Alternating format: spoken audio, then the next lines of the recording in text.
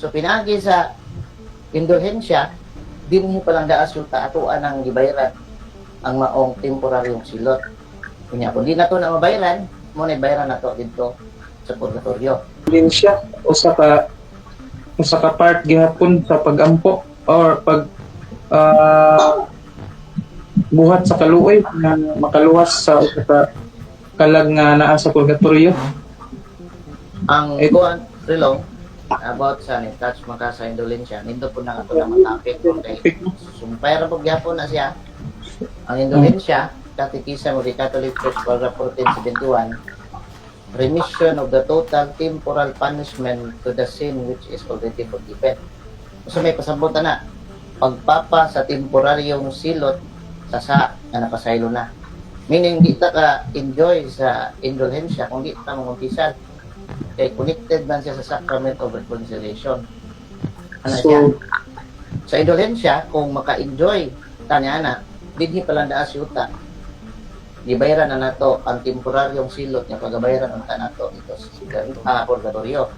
Na ang pangutana karon sakto bang simbahan? Sakto kay simbahan kay kung ang estado at ang gobyerno makahatag og pardon sa mga buutan nga bilanggo, how much more ang simbahan nga gibilan sa otoridad at sa to Ginoo. Nang sa amin na to pag sabot ang indulhensya. Kini ato sa apilong doon na siya gitawag og kinatong gagmay sana na siya gitawag og yung tanan temporal punishment. Ano itong gagmay sa temporal punishment. Sa dagko ko na itong siya, napo na siya eternal punishment, mga mortal sin na to.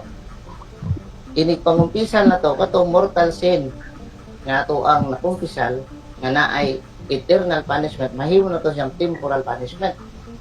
So, mo naibayaran na to dito sa purgatorio. Okay, ang atong sala pilong kay duha man ka dimension, guilt and temporal consequences.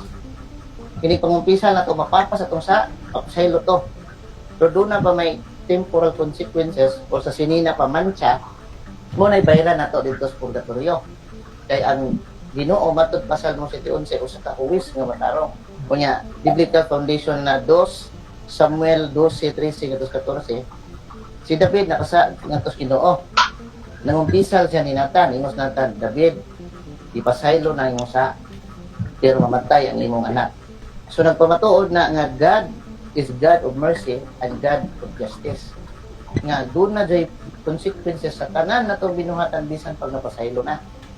So pinagi sa indulhensya, dinhi palang daas yung taatuan ng gibayaran ang maong temporaryong silot. Kunya kung di na to na mabayaran, mo na bayaran na to dito sa purgatorio. Unsa may gilibyuhan ba? Ngam na yung pangutanan nila. Unsa may gilibyuhan sa purgatorio? Katong venial sin o ang temporal punishment. Katong mga dagko kay natong sa nga nakumpisal na mo to akong bayaran dito sa purgatorio. Sama pa nang lit nga nagpamatuod nga hustisya ang Ginoo. Panalita nga drive ko karon. Nakadasmag ko og sakyanan. Nangayo kong pasaylo sa iya sa akong nadasmagan. Ingat siya, Brad, ipasaylo na tika.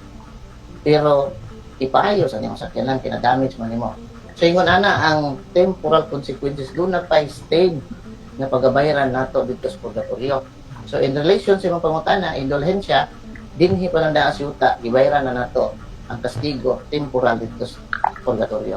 so ang akong pangutan na prelo na nabay teksto anak na nakasuporta sa ato ang kasulatan Ang about ang pangutana nimo na abay teksto na nagpamatuod ana sa balang kasulatan.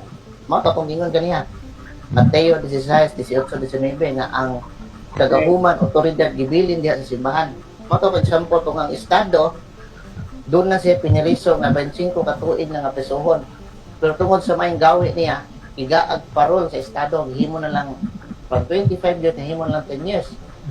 Kung makahatag ang estado og parol sa nagbinuutan nga piniriso, ingon ana pod ang simbahan makahatag usab og indulhensya ngadto sa mga tao nga naka-enjoy sa indulhensya mo nang hindi kamatay wa na sa payat pa nga moagi sa purgatorio. Ug ang pangutana gitudlo ba ng simbahan gikan ba na sa balang kasulatan Juan 21:25 dili tanang pagtulunan ni Kristo na suwat sa Biblia. Kay nagtuo si San Juan nga kung isuwat patanan dili paigo na masuwat sa tibok kalibutan. Kunya, kinintanan gitudlo man sa simbahan. Dimudog gitudlo ko ni sa tradisyon sa simbahan.